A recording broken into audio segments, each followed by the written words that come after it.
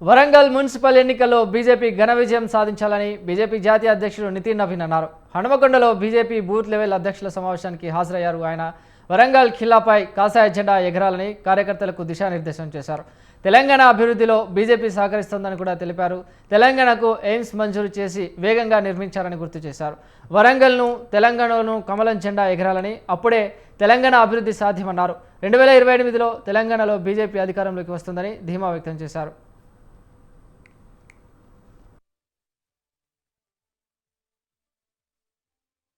नरेंद्र मोदी की सरकार की योजनाओं की जानकारी जनता तक पहुंचाने का समय आ गया है।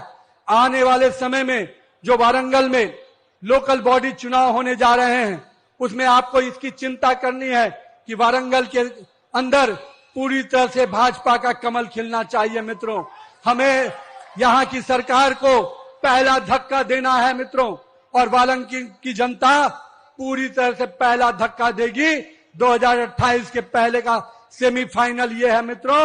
इस सेमीफाइनल में यहां की सरकार को उखाड़ फेंकेंगे। मित्रों, मैं अपने युवा साथियों, मेरे बूथ अध्यक्षों, मैं आपके बीच में आया हूं।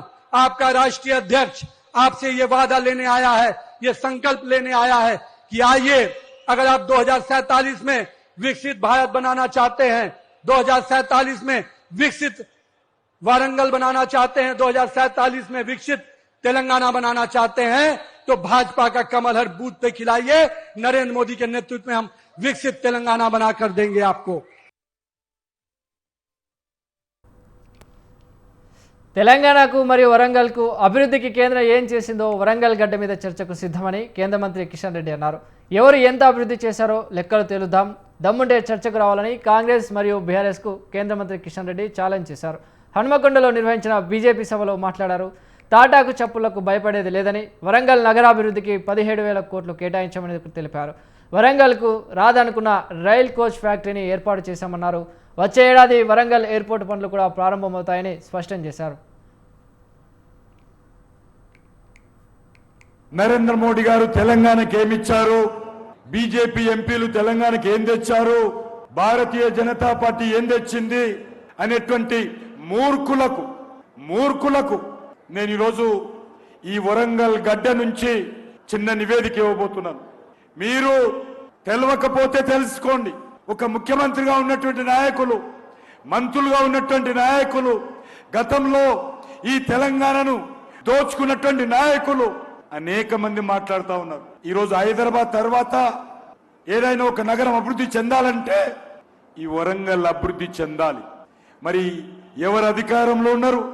కాంగ్రెస్ పార్టీ, బీఆర్ఎస్ పార్టీ కదా. గతంలో 2014 ముందు 10 సంవత్సరాలు కాంగ్రెస్ పార్టీ, తెలంగాణ వచ్చిన తర్వాత 10 సంవత్సరాలు బీఆర్ఎస్ పార్టీ, ఈ 2.5 సంవత్సరాలుగా మళ్ళీ కాంగ్రెస్ పార్టీ. ఎవరి బాధ్యతని అడుగుతా ఉన్నాను. మీరు వరంగల్ అభివృద్ధి కోసం ఏం చేశారు? అనేక రకాలుగా కేసీఆర్ మాట్లాడతాడు, ఈరోజు రేవంత్ రెడ్డి మాట్లాడతాడు, రాహుల్ గాంధీ మాట్లాడతాడు.